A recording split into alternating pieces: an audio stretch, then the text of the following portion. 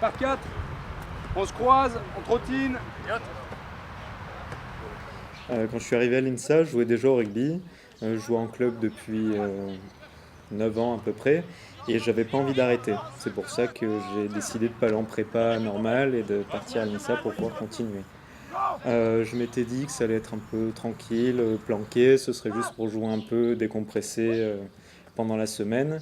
Mais je me suis vraiment pris au jeu de la compète et ça m'a beaucoup plu. Ce que ça m'a apporté, ça m'a permis de m'intégrer à une vitesse grand V dans cette école-là.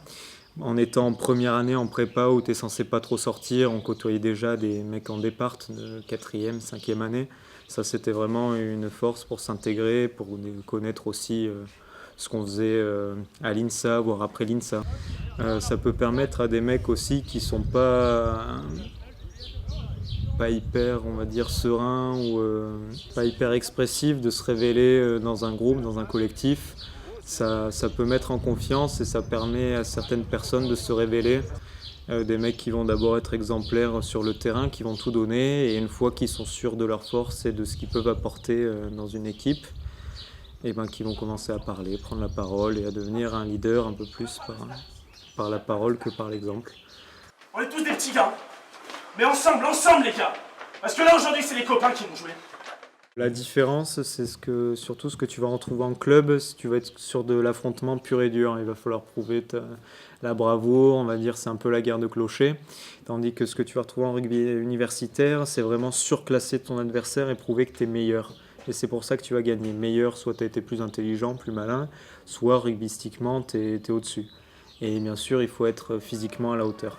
C'est une bonne formule entre le 15, on va dire terroir, et ce qu'on peut trouver au 7, parce qu'on favorise énormément le jeu libre, on réduit les phases d'affrontement et on est vraiment sur du mouvement. La force de notre asso de l'INSA, c'est de pouvoir accueillir un panel hyper large de joueurs.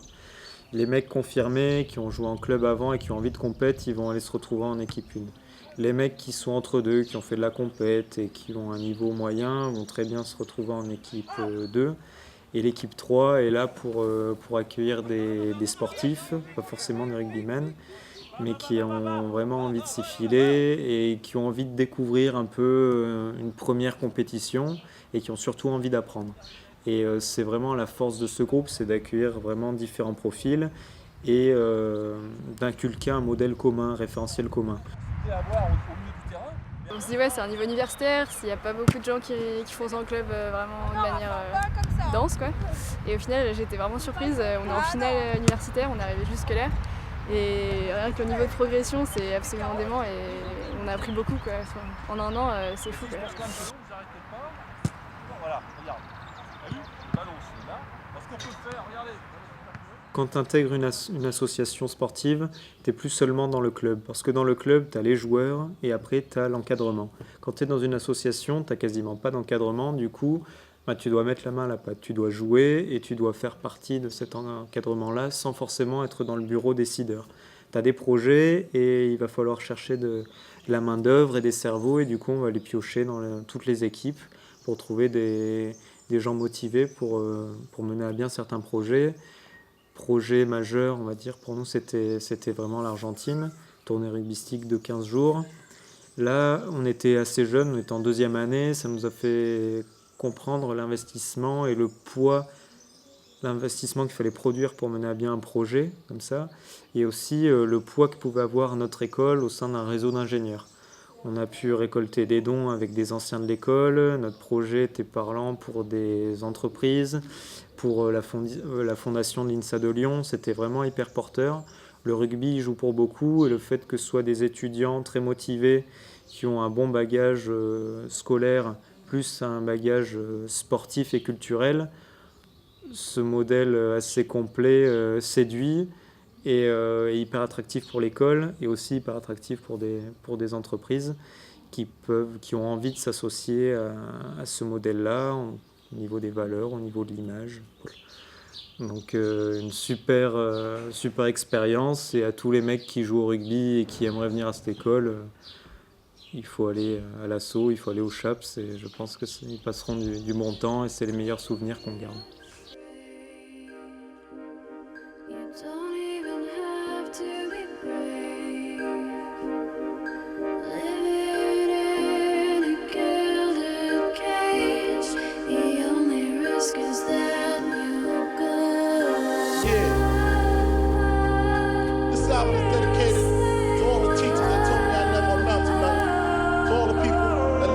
The buildings that I was hustling from, they called the police on when I was just trying to make some money to feed my daughter. To all my people in the struggle, you know what I'm saying? It's all good, baby. It was all a dream. I used to read Word Up magazine, Salt and Pepper and Heavy D up in the limousine, hanging pictures on my wall. Every Saturday, rap attack, Mr. Magic Molly Mall. I let my tape rock till my tape pop, smoking weed and bamboo, sipping on rock rock.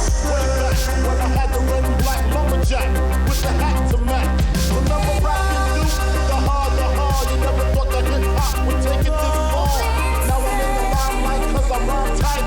Time to get paid, blow up like the world trade. Born sinner, the opposite of a winner. Remember when I used to eat sardines for dinner? East to Ron G, Brucey B, Click and Break, Funk Master Flex, Love Bug, Star Ski. Your mind is on track for games we play these days. With every path you take, you know you're safe, safe, safe. The only risk is that you'll go insane. And if you don't know, now you know.